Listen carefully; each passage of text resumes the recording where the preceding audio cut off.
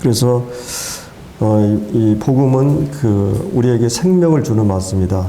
복음의 특성에 대해서 우리가 살펴보았는데, 이것은 우리가 영적으로 죽어 있다고 하는 말에 전제해야 되는 말이죠. 우리가 영적으로 허물과저로 죽어 있었고 하나님의 생명에서 단절되어 있고, 마치 이제 전기로 얘기하면은 선이 끊어진 TV라든지 어떤 전화라든지 통화가 안 되고, 그래서 화면이 나오지 않으면 이것은 계속해서 방송국에서는 전파를 보내지만, 그러나 코드가 빠져 있다든지 주파수가 맞지 않으면 화면에 나오지 않은 것처럼, 우리가 하나님을 인식하지 못하고 하나님 믿지 못하는 것은 하나님과 관계가 이제 생명에서 끊어져 있기 때문에, 그래서 이제 우리가 이제 영적으로 죽어 있다고 하는, 죽어 있기 때문에 이제 이 복음만이 하나님과 우리의 관계를 연결해 주는, 마치 이제 꺾꽂이가 이 뿌리에서 단절되는 것처럼 우리는 잠시 이 땅에 살아가면서 이제 하나님과 연결돼야 되고, 그래야만이 이제 우리가 영원한 삶을 살 수 있는, 이래서 이제 하나님의 복음의 말씀은 이 생명의 말씀이다. 그리고 또 한 가지는 하나님 말씀은 진리의 말씀이다. 우리가 또 한 가지 더 얘기하자면 많이 있겠지만은, 특별히 이 복음은 은혜의 복음이죠. 은혜의 말씀. 그래서 우리가 이제 진리의 말씀, 생명의 말씀, 또 이렇게 진리의 말씀.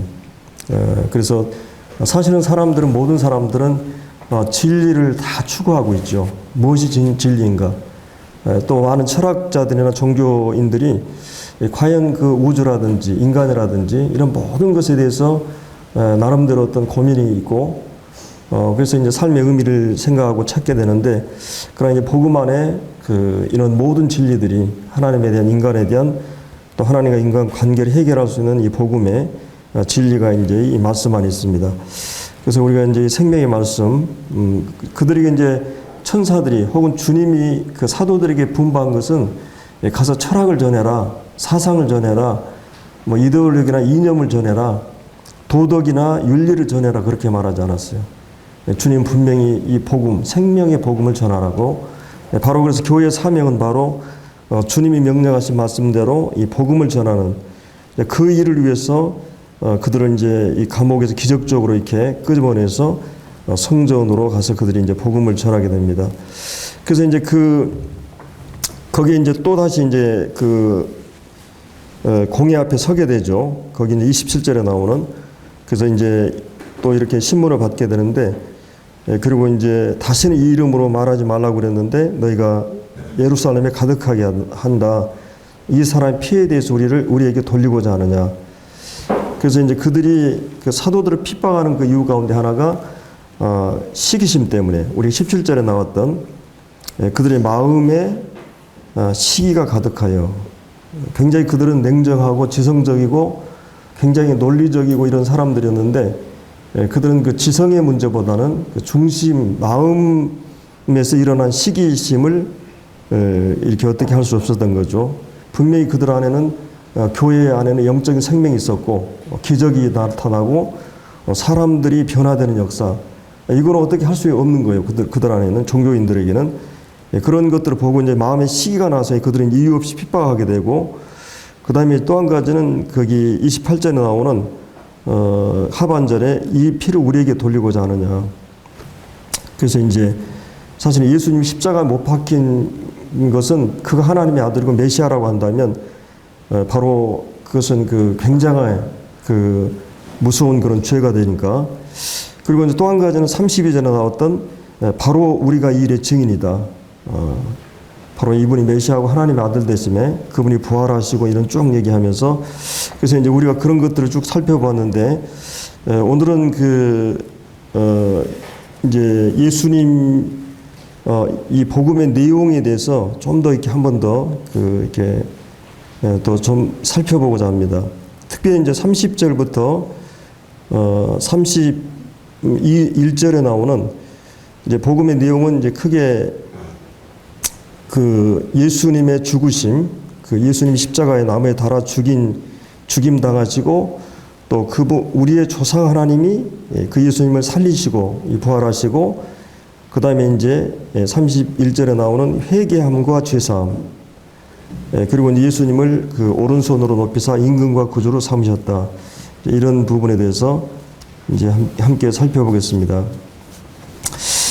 먼저 우리가 이제 이 31절에 나오는 예수님을 그 임금을 삼으셨다. 이 구주와 임금을 삼으셨다. 이런 말씀을 이제 해주고 있는데, 이 성경 가운데 보면 그 예수님이 그 누구신가, 이 복음의 내용은 그거죠. 예수님이 누구신가. 이 두 가지로 요약을 하면 예수님이 누구신가 하고, 그 다음에 예수님이 어떤 일을 하셨는가. 이게 이제 복음의 핵심이라고 할 수 있죠. 핵심 그 네 기둥이 예수님은 하나님이시고 사람이시다. 예. 그래서 유사이르로 유일한 영원 세계 속에서도 이런 경우 없죠. 하나님 되시면서도 사람 되시는.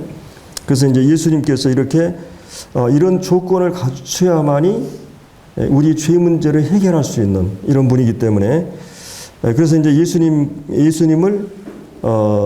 누구신가, 그 다음에 이제 예수님이 어떤 일을 하셨는가, 이런 모든 말씀들은 우리 인간이 하나님 앞에서 어떤 자인 것을 또 얘기해 주고 있는 거죠.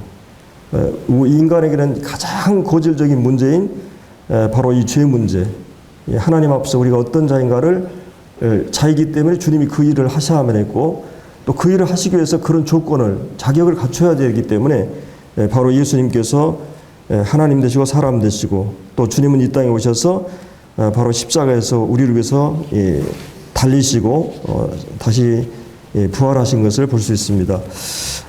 사실은 이제 이 말씀과 관련해서 우리가 이제 복음을 깨달을 때, 일반적으로 우리는 이제 복음을 깨달았다 이렇게 말을 많이 하잖아요. 근데 이제 우리가 이제 로마서 한번 10장을 한번 보죠. 로마서 10장.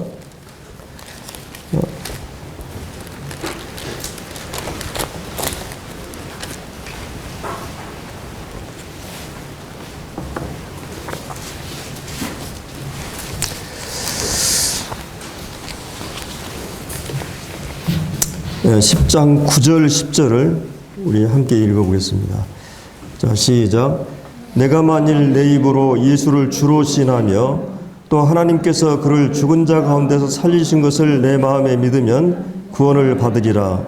사람이 마음으로 믿어 의에 이르고 입으로 시인하여 구원에 이르느니라. 자, 여기 9절을 보면 내가 내 입으로 예수를 주로 시인하며, 그 다음에 이제 하나님께 그를 죽은 자 가운데 살리신 것을 내 마음에 믿으면 구원을 받는다. 자, 여기서 이제 중요한 말씀이 뭐냐면 예수를 주로 시인하는 이런 부분이 나오고 있습니다.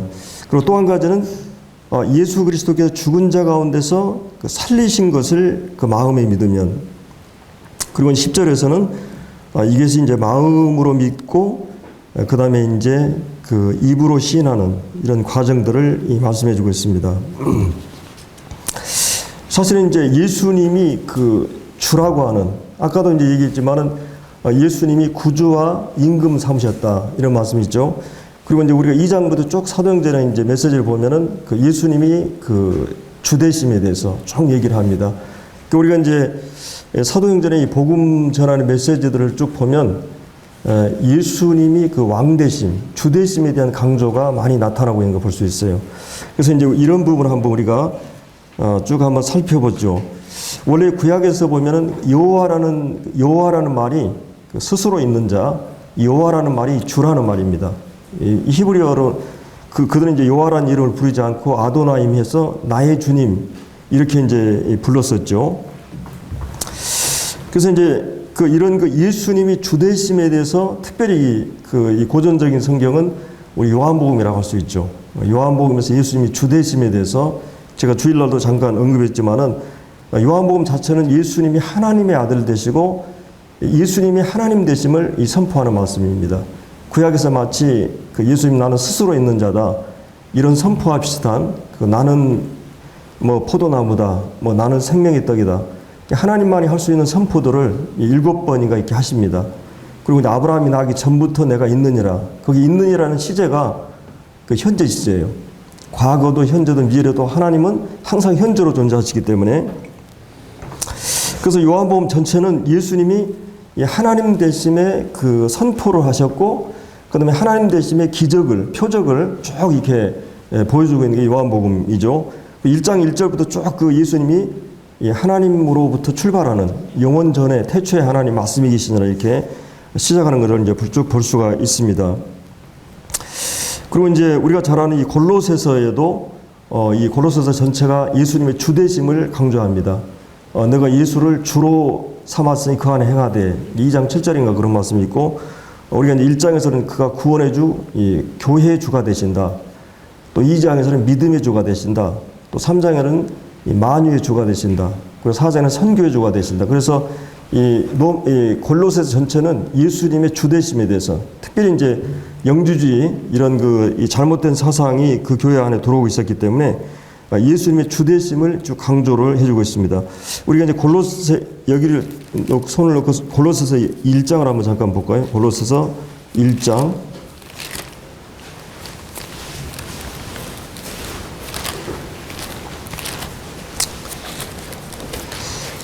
골로새서 1장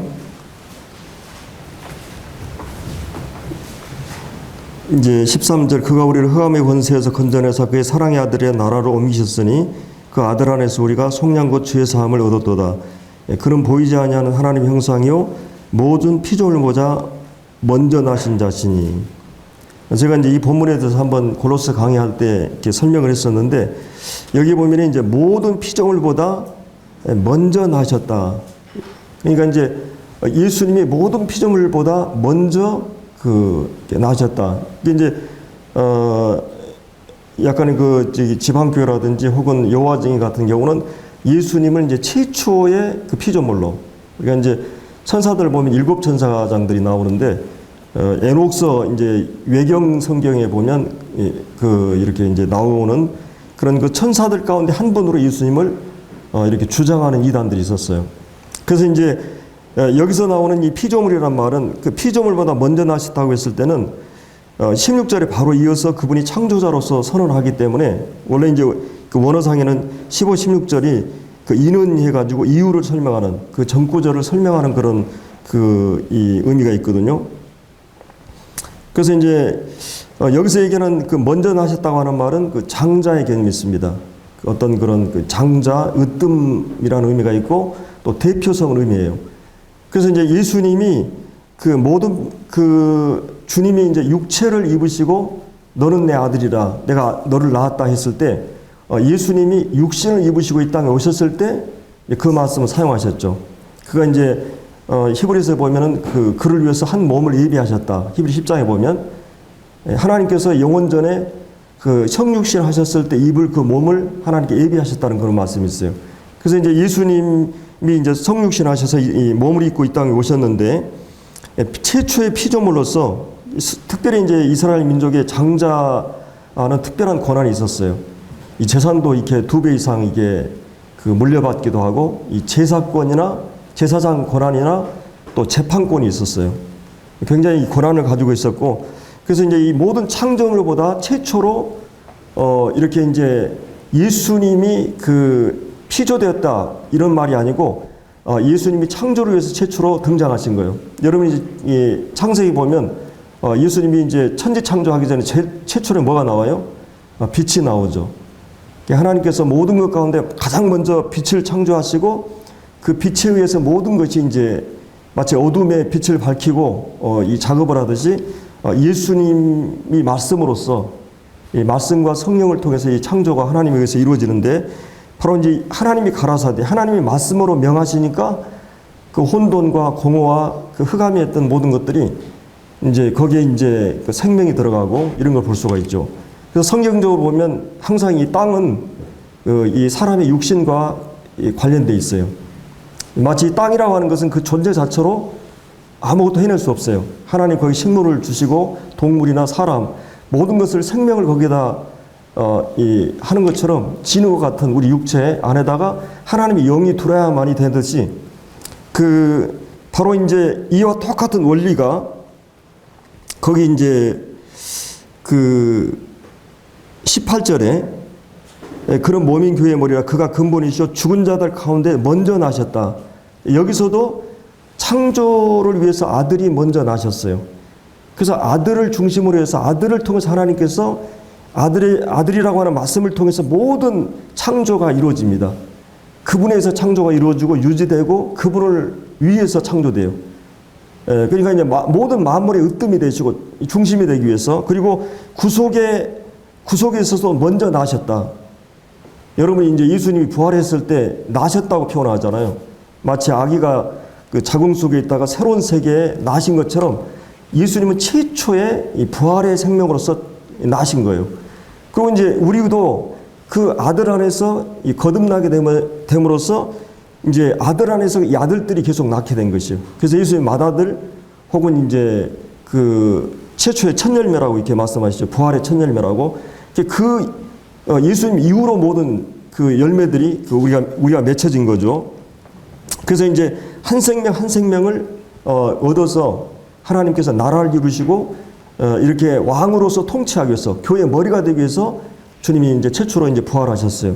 그래서 이 주님이라고 하는 말씀이 들어가니까 이 혼돈이 질서가 오고 또 죽어 있는 것 생명이 오고 어둠의 빛이 오고, 그리고 이제 주님의 말씀이 들어가니까 이 모든 우주가 이렇게 아름답게 만들어지는 것처럼 우리도 영적으로 죽어 있었고 혼돈되고 공허한 어두운 데서 빛을 하신 그 하나님께서 바로 아들의 얼굴에 있는 하나님의 영광하는 빛을 우리에게 비춰주심으로 우리가 생명이 들어오고, 그래서 이 하나님의 생명, 이런 그 육신의 이 땅에 한계 있는 그런 생명이 아니라 하나님부터 오는 생명을 받게 되면서 이제 우리가 이 영적인 생명을 가지고 하나님과 교제하게 되고 이런 이제 교회라고 하는 이 공동체를 형성하게 됩니다.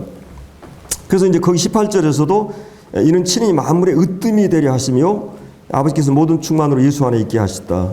바로 이 하나님 아버지께서 이 예수라는 육체 안에 모든 충만을 하나님 되심의 영광, 그분의 속성, 그분의 전지전능하심, 그분의 본질, 모든 하나님 되심의 영광을 이 아들의 육체 안에다가 거하게 하셨어요. 사전에 이 골로새서는 그 헬라 지역이었기 때문에 특별히 이게 충만이라는 단어를 영주자들이 쓰는 단어였어요.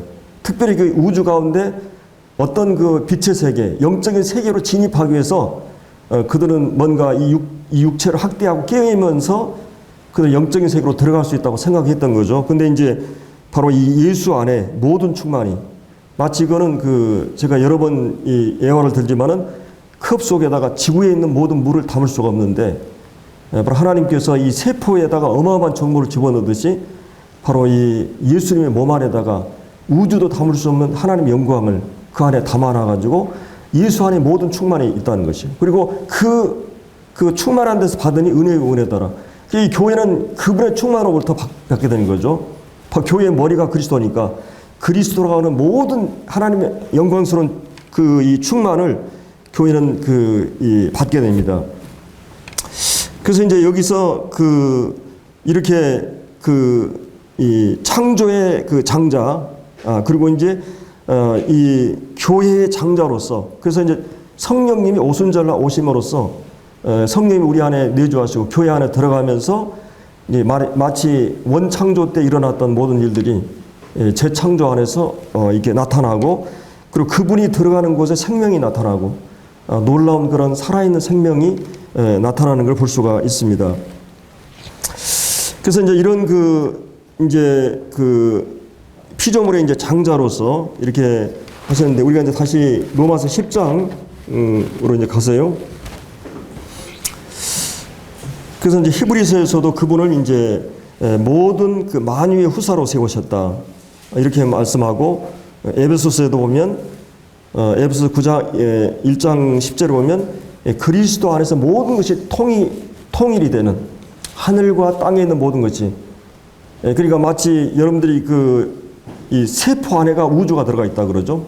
우주 안에 세포가 들어가 있다는 말이 있듯이 세포 세계는 어마어마한 하나의 우주 세계예요. 이 현대 과학이 이제 그런 것들을 발굴하고 있는데, 근데 이 놀라운 것은 그 안에 배열이 있고 질서가 있고 규칙이 있고 조화가 있고 놀라운 하나의 하나님의 생명 안에서 움직임이 있어요. 거기에 그런 것처럼 바로 이제 주님께서 온 우주에 혼란된 우주를 그리스도를 통해서, 그리스도 안에서 하늘과 땅에 있는 모든 것이 통일이 되는, 조화를 이루는 이런 아름다운 그 세계가 그리스도를 통해서 이루어집니다. 이 죄라고 하는 것은 이 분열과 이 차별과 그 다음에 갈등과 전쟁 그리고 피 흘림과 경쟁을 가져왔어요. 근데 이제 그리스도 안에서 모든 걸 합력하여 영광스러운 연합을 이루고 하나님의 영광을 드러내는 이런 역사가 그리스도 안에서 이루어지는 걸 볼 수 있어요. 그래서 성경은 언제나 이런 그 예수 그리스도라고 하는 이 객관적인 진리로부터 출발합니다. 이제 주관적인 경험으로부터 출발한 게 아니라, 그래서 이제 이런 그 만유의 그 창조주가 되시고 이렇게 부활 구속자가 되셔서 이제 하신데, 자 로마서 10장 이 9절에 자 예수를 주로 시인하는 것이 왜 이렇게 중요하느냐? 이제 성경에 보면은 여러분 빌립보서 2장에서도 보면 너희 안에 이 마음을 품으라, 이 그리스도 예수의 마음이 그렇게 쭉 말씀하면서 주님이 이제 죽기까지 복종하시면 하나님께 그를 지극히 높이셨다. 그리고 하늘에 있는 땅에 있는 땅 아래 있는 모든 자들이 그분에게 무릎을 꿇게 항복하게 하시고 예수를 주라 시인하고 또 하나님 아버지께 영광을 돌리게 하셨다. 그래서 이게 에베소서 1장에서도 보면 그 믿는 자 안에 그 하나님의 능력이 역사해가지고 그 예수 그리스도가 그리스도 안에 그 부활하셔서 모든 정사와 권세와 모든 것에 뛰어난 이름을 주게 하시고 교회의 머리로 삼으셨다. 그러니까 이제 갈라디아서도 이 주제권에 대한 말씀이 쭉 나오죠. 갈라디아 2장 20절에 내가 그리스도와 함께 십자가에 못 박혀나니 그러기에 내가 산 것이 아니라 그리스도께서 내 안에 사신 것이다. 그러면 그것이 하는 이제 주제권에 대한 말씀인데, 그리고 이제 이 빌립보서도 2장에 보면 바로 주님이 모든 이름에 뛰어난 이름을 주시고 모든 이름으로 예수의 이름, 이 예수라는 이름은 인간적인 이름이잖아요. 그 성육신 하시고 오셔서 그 사역을 이루심으로써 그 예수라는 이름이 높이셨어요. 원래 하나님으로서 그분은 높일 필요가 없으신 분이죠. 근데 몸을 입으시고 구속으로 안성하셨기 때문에 그분이 높이셨어요. 그리고 골로새서도 방금 전에 봤지만은 바로 그분이 창조의 으뜸이고 이 구속의 그 장자가 되게 하기 위해서 주님이 그런 사역으로 완성하시고 이런 걸 볼 수 있습니다. 또 에베소서 제가 아까 1장 10절에 그리스도 안에서 모든 걸 통일시키는, 그래서 모든 서인서마다 그분이 으뜸되는 것, 그분이 주되심이 강조되고 있어요. 내가 이제 주님을 믿고 나서 정말 예수가 주라고 나는 이 성령이 아니가 오는 이 고린도서 12장 3절에 보면 아무도 예수를 주라 할 수 없다 그랬어요. 이 성령님께서 하나님을 아버지라 부르게 하고 또 이 예수를 주라 시인하게 한다 그랬어요. 예수님이 내가 성령이 내 안에 들어와서 내가 하나님 앞에서 어떤 자인 것을 알게 될 때 그분이 왕이셨구나, 그분이 하나님이셨구나, 그분이 우주 만물을 창조하시고 내 생명을 허락하신 분이구나, 그리고 앞으로 모든 역사를 주관하시고 심판자이시구나, 이런 하나님 되심을 인정하게 될 때 그분 앞에 우리는 회개하지 않을 수 없는 그 하나님 앞에 내가 지금 하나님을 거절하고 내가 왕이 되어서 내 마음대로, 이 죄라고 하는 것은 내가 하나님 자리에 앉아가지고 내가 왕이 되고 내가 주가 되는 것이 내 마음대로 하고 싶은 것이 이 죄의 속성입니다.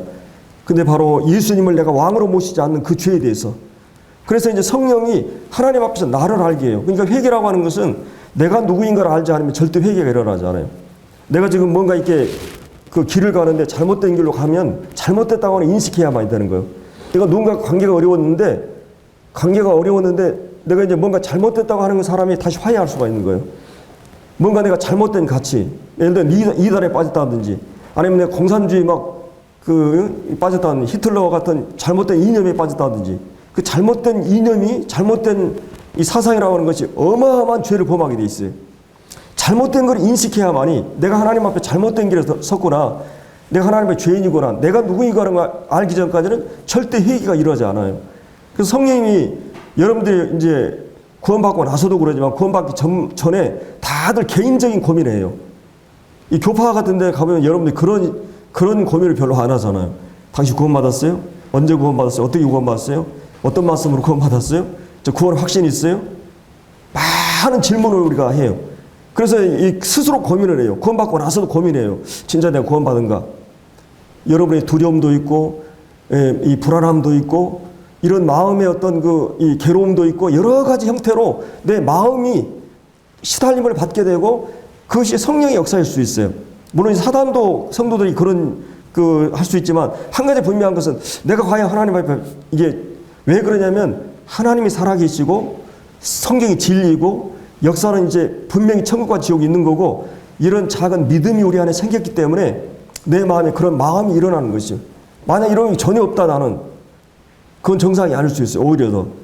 이게 왜냐하면 사단이 실제하고 있고 내가 하나님 앞에서 나를 보면 선을 행하고 의를 행하는 것보다 여전히 나는 잘못하는 게 훨씬 더 많거든요. 내 자신을 보면 마치 어린아이들이 부모들이 이 어린아이가 막 엉아리하고 무슨 뒤집기하고 막 이가 하나 막 나고 그러면 그 작은 하나하나 사건 때문에 감동하고 막 죽는 거예요. 이제 부모들은 그렇잖아요. 그가 완벽하게 이렇게 행동해서 한 게 우리가 구원받고 나서도 주님 섬기는 게 율법을 지키고 잘 한 것 때문에 하나님 감동한 게 아니에요. 하나님은 우리를 절대 은혜로 보시기 때문에 우리가 조금씩 생명이 있기 때문에 달라지려고 하는 그 작은 행동들에 대해 감동하는 거예요.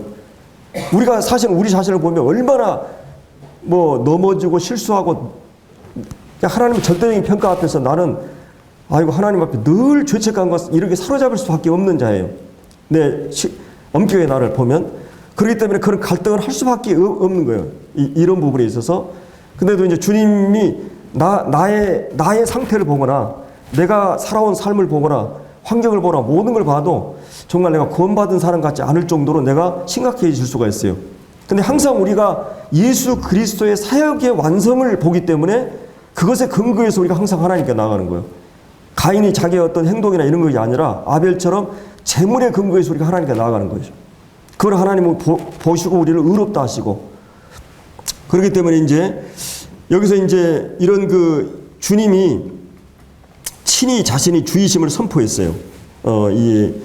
여러 말씀에 나오죠. 그리고 주님은 가르침의 방식에 있어서도 옛사람이 말한 바 그러면서 이스라엘 백성들이 율법 해석에 대한 얘기를 하면서 나는 너에게 이르노니 그래서 하나님이 율법을 수혜하신 그분이 직접 이 율법을 해석하고 설명해 주시는 걸 볼 수 있습니다. 그리고 이제 주님이 행하신 기적들을 통해서 주되심을 확정하죠. 내가 아버지 안에 있고 또 내가 아버지가 내 안에 있고 그래서 내가 하는 모든 말을 혹시 못 믿을 것 같으면 내가 행하는 그 일을 믿으라고 말씀해요. 그러니까 예수님이 행하신 모든 일들은 하나님이 아니면 할 수 없는 일을 하시거든요. 이거를 이제 보여주는 것이요. 귀신을 제압하고 또 세례원의 이 제자들이 와서 질문할 때도 그 예수님이 답변하는 건 뭐예요? 어떻게 행하는 걸 가서 말해라.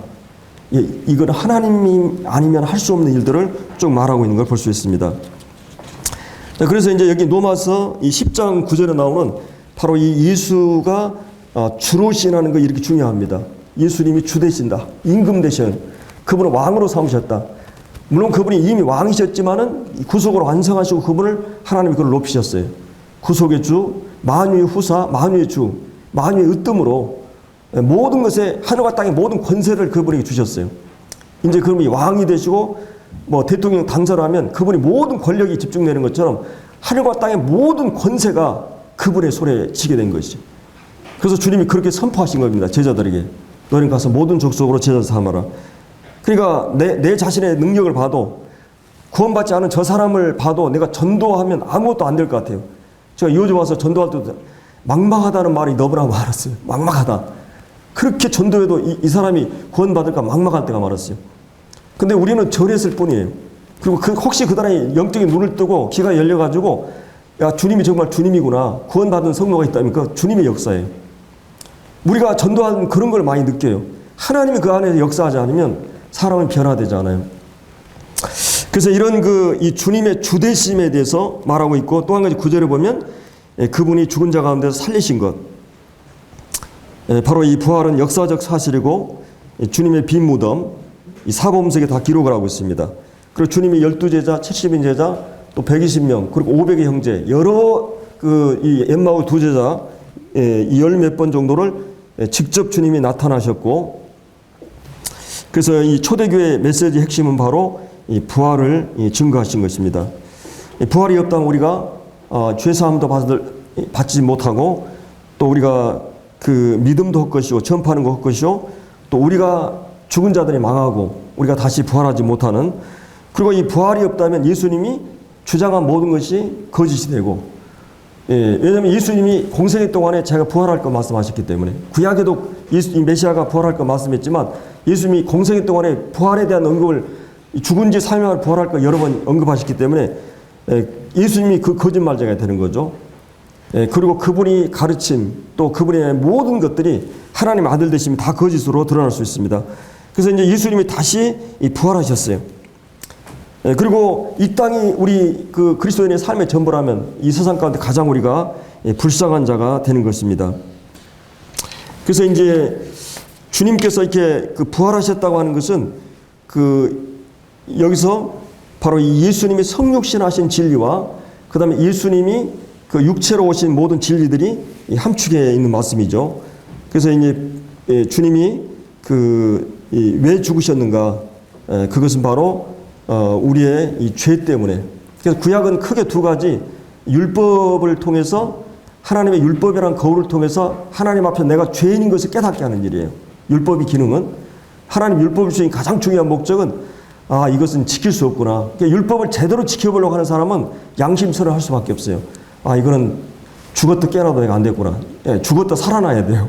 왜냐면 여러분이 그 가인과 아벨이나 이런 그 아담의 범죄한 아담의 후손들은 죄악적인 출생이기 때문에 환경이나 기회가 주어지면 죄를 범할 수밖에 없어요. 시기하고 죽이고. 근데 그 아담과 하와가 다시 하나님께서 요구하는 삶을 살기 위해서는 다시 태어나야 돼요. 다시 태어나지 않으면 그 성품을 물려받은 성품이 죄성을 갖고 있기 때문에 새로운 성품을 물려받지 않으면 그 삶이 불가능해요. 그리스도인들은 그런 의미에서 부활의 생명을 거듭나면서 받게 된 거죠. 새 본성과 새 생명을. 그래서 우리가 이제 그 삶이 어느 정도 가능하게 되는 것입니다. 그래서 이제 주님이 바로 이 부활은 성육신과 성전까지 모든 것을 포함하는 말씀입니다. 그래서 이 주님이 바로 우리의 그 죄를 위해서 죽으시고 죽은 자 가운데서 이 부활하셨던 것을 볼 수가 있습니다. 그래서 이 구약의 이 율법이라고 하는 것은 하나님이 이 시내산에 주신 율법은 우리가 하나님 앞에서 어떤 자인가, 하나님의 거룩하신가, 하나님의 사랑과 하나님 성품의 완전한 그 속성들을, 기준들을, 표준들을 율법에다 담아가 주신 거예요. 그러니까 하나님을 사랑하고 이웃 사랑하라. 이건 사실은 하나님을 마음을 다하고 목숨을 다해 사랑해 왔습니까? 또 내 이웃을 내 몸과 같이 사랑하는 게 가능할까요? 에덴 동산의 아담과 하와는 가능할 수 있었어요. 주님도 가능해요. 주님은 죄인이 아니기 때문에 율법을 지킬 수 있어요. 유일하게. 여기 이제 로마서 이제 거기 10장 2절에 그런 말씀 나오죠. 내가 증언하노니 그들이 하나님께 열심히 있었으나 이 올바른 지식을 따른 것이 아니로 이 가인처럼 따른 것이 아니라 하나님의 의를 모르고, 하나님 준비한 의를 모르고, 이 하나님의 의는 율법에 나타나 있죠. 하나님 요구하신 의가 있어요. 하나님 사랑하고 내 이웃 사랑하는 하나님의 율법 안에 의. 근데 이제 모르고 자기 의를, 자기의 실력과 힘으로 의를 세우려고 힘써 하나님의 의를 복종치 아니했다. 그래서 그리스도는 모든 믿는 자에게 의를 이루게 하여, 하나님 요구하신 의를 이루게 하여 율법의 마침 완성이 되셨어요. 주님이 십자가에서 다 이루심으로, 주님이 이 성육신을 하셔서 마리아에게 태어나고 세례 받을 때 모든 의를 이루기 위해서, 그리고 주님이 이 공생애 동안에 이 율법의 요구를 다 이루셨어요. 율법의 소극적인 거는 비청산이에요. 십자가에서 다 이루었다 했을 때 율법의 소극적인 완성이에요. 그러나 적극적인 면에서는 사실은 율법이라고 하는 것은 하나님 사랑하고 이웃 사랑하고 적극적으로 의를 행해야 되는 것이에요. 근데 예수님은 그의 공생의 전생애를 통해서 하나님의 율법을 온전하게, 완전하게 성취하셨어요. 그리고 그때그때마다 내가 말씀을 이루고 율법을 이루기 위해서 오셨다. 그리고 하나님의 뜻을 행하기 위해서 오셔가지고 그의 전생애 동안에 이 인간의 그 죄에 대한 빚을, 그러니까 사법적인 그런 사법적인 용서뿐만 아니라 이제 하나님과의 적극적으로 하나님을 사랑하고 이웃 사랑하는 적극적인 이 관계적인 문제의 율법을 다 이루셨어요. 그러니까 의인이라고 했을 때는 하나님의 이 율법의 적극적인 것을 지키는 걸 의인이라고 그래요. 의를 행하는 것을 의인이라고 그러죠. 근데 예수님께서 그의 생애 속에서 그의 십자가를 통해서 바로 율법을 완전하게 이루시고 완성하셨어요. 그래서 이 사랑은 뭐라 그랬어요? 율법의 완성이라고 그랬어요. 사실 우리는 사랑할 수 있는 그 잠재력까지 없어요. 흉내를 내고 있지만 이기적인 사랑이야, 다. 결국은. 그러나 아가페 사랑, 이 주님이 우리에게 보여주신 사랑을 통해서 이 진정한 사랑을 우리가 알게 돼요. 마치 태양을 통해서 달이 빛을 반사한 것처럼 주님의 사랑을 입으면서 우리가 그 사랑을 반사하는 것 뿐이에요. 우리 자체는 죄성이 있기 때문에 사랑을 반응할 수 없는. 그래서 이제 이런 그 주님께서 이 복음의 이 진수가 바로 하나님 앞에서 우리가 죄인인 것을 깨닫게 하기 위해서 율법을 제시했어요. 그리고 그분이 왕되심을 아는 것도 그분이 정말 하나님인 것을 아는 사람 어떻게 있어요? 이사야도 내가 부정한 자입니다. 세례요한도 죽은 자같이 되고 이 베드로도 내가 죄인으로서이다. 하나님 앞에 서면, 거룩한 분 앞에 서면 그분이 왕 되시고 그분이 하나님 되심을 딱 알면 율법이 바로 하나님을 반영하잖아요. 그래서 우리가 전도할 때 성경이 사실이다, 막 하나님이 살아계시다, 이렇게 쭉 얘기하는 거 왜 그래요? 그들이 조금이라도 하나님에 대한 인식에서 새로워지면, 야, 이게 사실이네? 그런데 저는 구원받기 전에 막 예수님이 다시 오신다는 말 때문에 제가 피가 마른 사람이에요. 그래가지고 막 구원 받았는가 안 받았는가 침례도 막 서너 번 받고 막 사춘기 때 얼마나 고민하는지 몰라요. 의심도 많지만 갈등도 많았어요. 근데 결국은 이제 주님께서 이런 과정을 통해서 마음에 이런 그 복음의 빛을 이렇게 서서히 확신을 주었고, 이제 구원받고 나서도 그런 갈등이 있었지만은 주님이 계속 말씀의 근거에서 내게 확신을 주었어요. 이게 간단한 문제가 아니에요. 근데 한 가지 분명한 것은 이제 이런 이 진리의 말씀의 근거에서, 진리의 근거에서, 그러니까 내가 어느 날 믿었다, 안 믿었다가 사실을 변화시키잖아요. 우리 엄마 아빠가 저기 교통사고 났는데, 사람들은 어때요? 여러분이 그 뉴스에서 교통사고 나고 막 이런 걸 별로 정보잖아요. 그래서 별로 이렇게 마음을 움직이지 않아요. 근데 여기서 이 마음이라고 하는 게 성격이 중요한 거예요. 내가 내 가족이, 내 형제가, 내 부모가, 또 내 아내가, 내 자식이 사고 났다. 마음이 움직여요. 여기서 얘기하는 마음이라고 하는 것은 그걸 얘기해요. 단순히 지식이나 지적인 동의만이 아니에요. 복음은 여러분의 마음이 두려움이 있고 내 마음을 움직이는 것이 복음이에요. 내가 이 율법 앞에서, 하나님 앞에서 내가 죄인으로서이다, 죄인이구나, 내 이 죄 문제를 어떻게 해결하지? 주님이 오신다는데, 아니면 지옥이 실제 않은데, 성경이 사실인데, 하나님 살아계시는데 나는 어떻게 해야 하는가? 이 문제를 바로 예수님이 십자가에서 2000년 전에 완전히 다 해결해 준 거예요. 그러니까 이미 이 사법적인 죄나 예수님은 율법의 마침이 되셨어. 다 끝났어요. 근데 다만 이제 내가 믿었기 때문에 그게 사실이 되고 그것이 거짓이 되고 그러지 않아요. 여러분이 어느 날, 2000년 전에 이미 이것이 다 끝나버렸구나. 내 상태나 내가 앞으로 어떻게 되든지 말든지 그건 상관없어요. 그 역사적 사실이 이미 이루어져 있구나. 이미 2000년 전에 구원이 완성되어 있구나. 이미 죄에 대한 모든 처리가 하나님 앞에 다 끝났어요. 내가 어느 날 8.15 광복이 됐는데 그게 한 5개월, 6개월 후로는 이 친척들이 섬 지역에서 몰랐어요. 근데 한 5개월 지나고 나서 이 육지에 있는 사람들이 내려가가지고 신문이나 레디오도 없으니까 5개월 전에 우리 1945년 8월 15일 해방됐다고. 이 사람들이 그러냐고. 그 사람들이 그때 깨닫는 날이지 실제 해방은 언제 됐어요? 5개월 전에 된 거예요. 2000년에 십자가에서 다 끝나버린 거예요. 여러분이 지금 내가 믿었기 때문에, 안 믿었기 때문에 그것이 이루어진 게 아니라 이미 그것은 이루어진 게 사실이에요. 예, 그런 것들이 이제 서서히 말씀의 근거에서, 약속의 근거에서, 사실의 근거에서 내게 하나하나 주어졌을 때 이런 부분에서 이제 흔들림이 서서히 이제 적어져 가는 것을 우리가 볼 수가 있어요. 그래서 이제 이런 그 율법을 통해서 뭐예요? 죄인인 걸 깨닫게 하고, 그 다음에 또 뭐예요? 이 성막이라고 하는 계시를 통해서 이 성막에 한 그 어린 양들이 죽어가는 이 모든 걸 통해서 뭐예요? 바로 예수님이 앞으로 메시아가 어떻게 죄 때문에 죽어갈 것을 보여주고 있는 것이, 이 구약에 완벽하게 이 그 복음의 모든 것이 다 들어가 있어요. 그 오랜 역사 동안에 하나님께서 한 1500년 기간 동안 이스라엘 민족의 역사 속에 계속해서 이 율법을 통해서, 그 다음에 이 성막을 통해서 계속 이 계시를 그들에게 보여주신 거예요. 우리가 하나님 앞에 죄인이다, 회개해야 된다. 그리고 이 성막 안에서 저 양이, 어린 양이, 아무런 흠없고 점없는 저 어린 양이 너를 대신해서 피 흘려 돌아가신다. 그래서 이제 오늘 우리가 본문에 나왔던 바로 회개와 죄사함을 위해서 그분이 바로 우리 일을 위해서 죽으시고 그분이 다시 부활하셨어요. 제가 이제 주님이 죽으심은 죄를 위한 죽음이고 죄사함은 사망이니까 그분이 다시 부활하신 것은 그 죄가 완전히 사해졌고 이 사죄뿐만 아니라 더 적극적으로는 의롭다함을 얻어야 돼요. 이 인류의 모든 죄는 다 사해졌어요. 그럼 다 구원받았어요? 사죄는 다 이루어졌지만 믿음으로 반응하지 않으면 의롭다함을 얻지 않아요. 의롭다함은 것은 이 사실을 믿고 깨달은 자에게 주시는 거예요. 물론 이것은 이제 이미 이루어진 하나님께서 사법적으로 당신은 죄가 없다 선언하는 거지만 그러나 여러분이 이 사실을 예수님 십자가에 내 죄가 다 사해졌다고 하는 것을 깨닫고 믿는 그 순간 하나님 여러분의 의롭다고 선포해줘요.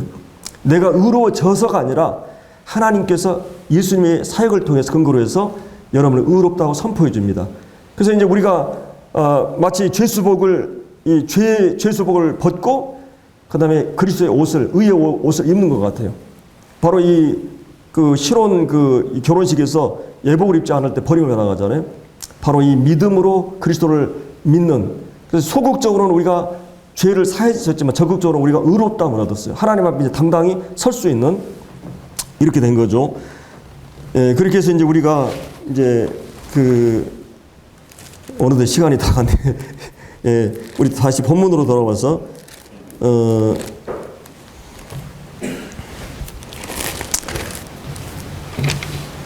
그래서 아까도 이제 로마서에도 얘기했지만 그 예수님이 그 주되심과 그 예수님이 주되신다는 말은 그 안에 그 예수님이 누구시고 그분이 어떤 분 일을 하셨다고 하는 모든 것이 함축되어 있어요. 바로 그분이 그래서 그것을 마음으로 그 생각하고 깨닫고 믿어서 마음으로 믿어서 그다음에 마음에 가득한 걸 입으로 말한 것처럼 이제 마음에 이루어진 사실을 우리는 마음에 이루어진 믿음은 이루어진 거죠. 내가 어떤 것에 대해 이해할 때 믿음이 오는 것처럼 그래서 이제 그때 입으로 시인하고 말하게 된 것이에요. 그래서 이제 32절에 30절에 나오는 남에 따라 죽은 예수 우리 조상의 하나님이 살리시고 이스라엘에게 회개함과 죄사함을 주시려고 그를 오른손으로 높이사 임금과 구주를 삼으셨다. 우리는 이 일의 증인이요 하나님이 자기의 순종하는 자들이 주신 성령도 그러하더라. 그래서 이제 33절로 마지막 절까지 나오는 그 40절에 보면 그들이 옳게 예수의 이름으로 말하는 것을 금하여 놓으니 사도든 그 이름을 위하여 능욕받는 일을 합당한 자로 여김을 기뻐하면서 공합하니라. 그들이 날마다 성전에 있든 집에 있든지 예수는 그리스도라 가르치기와 전도하기를 그치지 않았다. 32절에 나오는 그런 증인의 삶을 살고 있어요. 이제 이런 부분들은 다음에 하기로 하죠. 기도하고 마치겠습니다.